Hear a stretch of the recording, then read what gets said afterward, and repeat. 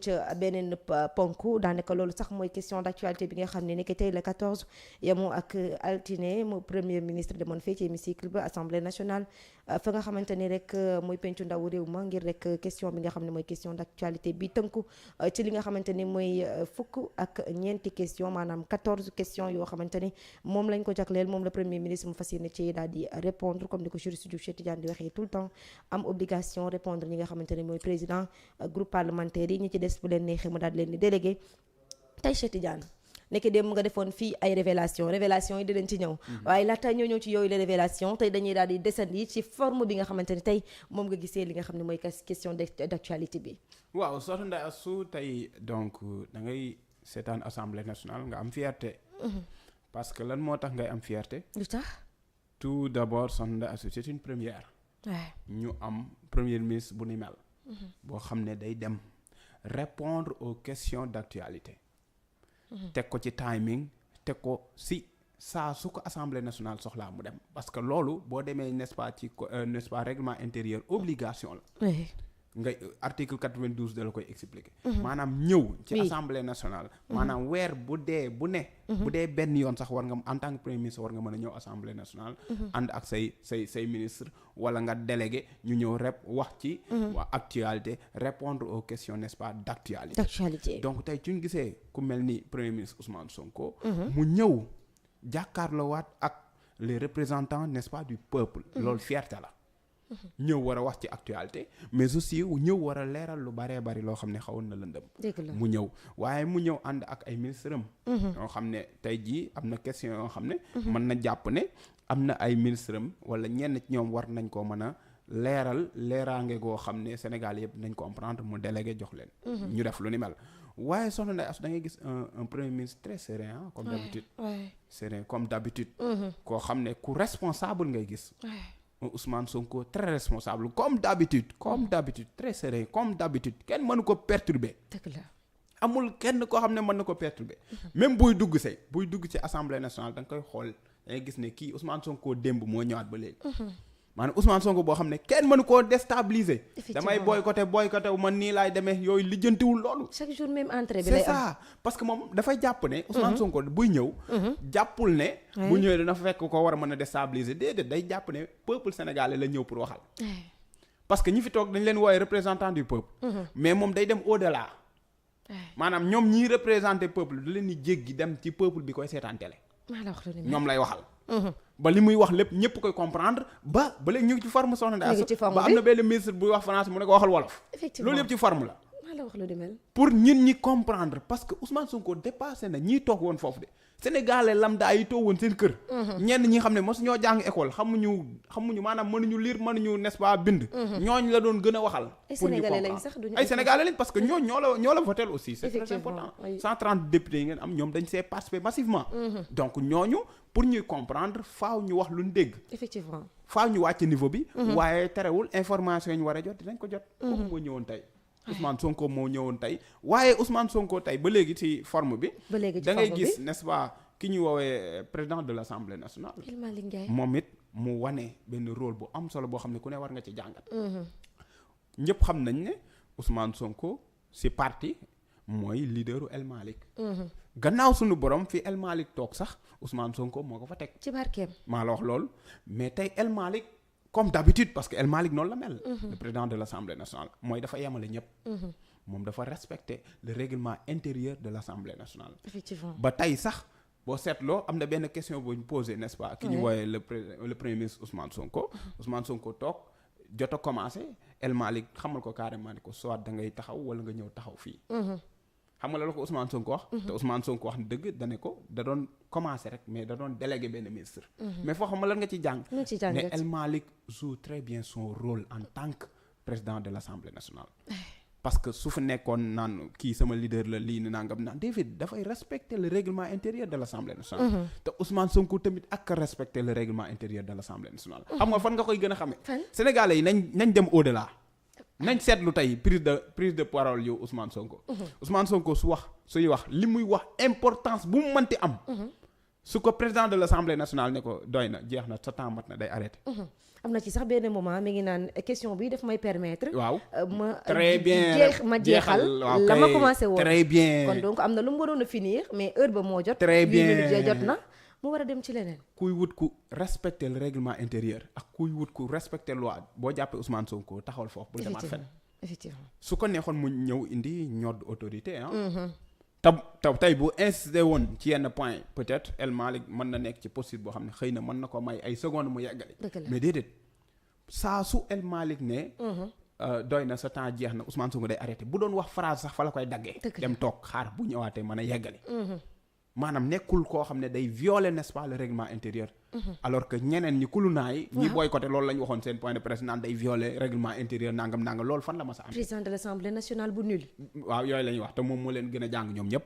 parce que bu demee ba n'est-ce pas Abdou Mbow naan kii dafa nul man ay retard la may def. effectivement. te yow da ngaa cartouché université. ngay toog naan kii dafa nul. xam nga loolu ay caaxaan mënta weesu loolu. ay sabotage mënta weesu loolu. xam nga tey jii ba léegi da ngay gis assemblée nationale ba léegi ci forme bi soxna ñu ngi ci forme bi. 14 questions. waa Pastef. am 10. fukk. très bien. Takku Wallu. 2. ñaar non inscrit non aligné yi. ñaar. waaw léegi comme ñee dañoo boycotté. tey président de l'Assemblée leeral na comme ñee dañoo boycotté dañoo daw jàng. waaw 2 yooyu ñu jox ko waa non inscrit ñoom ñu am 4. Pastef dafaa xëccoo dara. déedéet. ñu jox leen seen i 4. bu leen neexoon ni yeneen ñaari nañu ko séddale. maa la wax loolu. ñu jox leen 4 ne leen jël leen.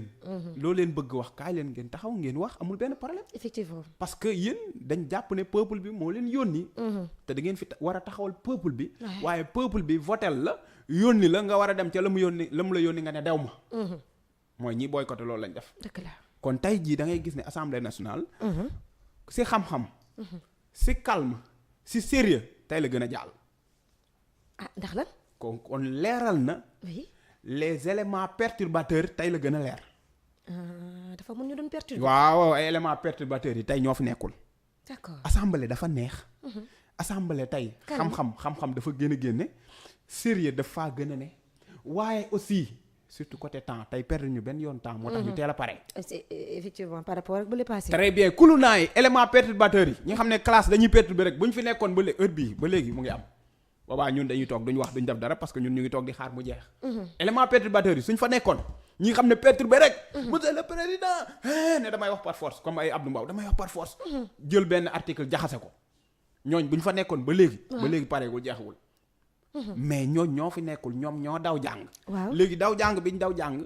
gën nañoo permettre ñu économiser. temps xam nga rationalisation day dem ba ci temps.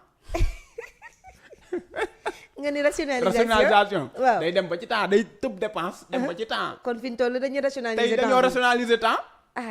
kulu naa yi di leen yàgg di gedd. parce que xam la ma ne sondage. ñoom bu ñuy gën di gedd. waaw ñu gën a mën a développer réew mi parce que day waxtaan bi. li message bi day neex a jàllale. ñëpp teel a comprendre du am kenn ku dox diggante bi di manipuler. bu di ko population bi dañuy teel a comprendre teel a adopté ñu avancer. dëgg la j'avoue. ñii nanuy gedd chaque jour lii daa neex xam la moo tax mu neex. te Ousmane Sonko li mu bëggoon wax yëpp wax na ko. dëgg la ay ministre am li ñu waroon a wax yëpp wax nañ ko. dëgg la député yii nite. ñoo ñëwoon tey. député yi nite même kulunaay dafa am ñu gedd. waaw bàyyi nañ génn nañ ci kulunaay ay Pape Djibril Fall génn nañ. parce que bu génnul woon da leen topp.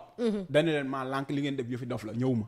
damay dem toog ak loo mënti wax sax amul problème mais damay dem participer. dëgg la bàyyi na kambale te pourtant ñoom ñoo nekkoon ci élection législative ñoo àndoon. mais bàyyi na leen bàyyi na ay antax ñoom kii ñoom nu mu tudd sax.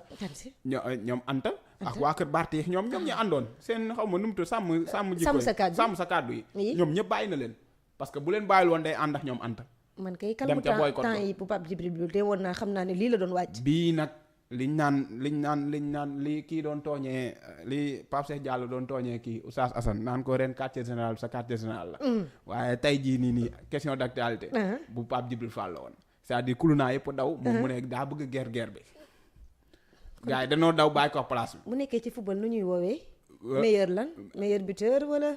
waaw tey dafa bëggoon a nekk meilleur buteur mais dara baaxul parce que bul fàttaliku DPG kii la woon Abdou mu ndaw yaa ngi koy fàttaliku bu baax question d'actualité bu njëkk bi ceero ko moom woon tey Pape Djibril Fall jël bii di ñëwaat du ñëw. bii di ñëw day boycotté.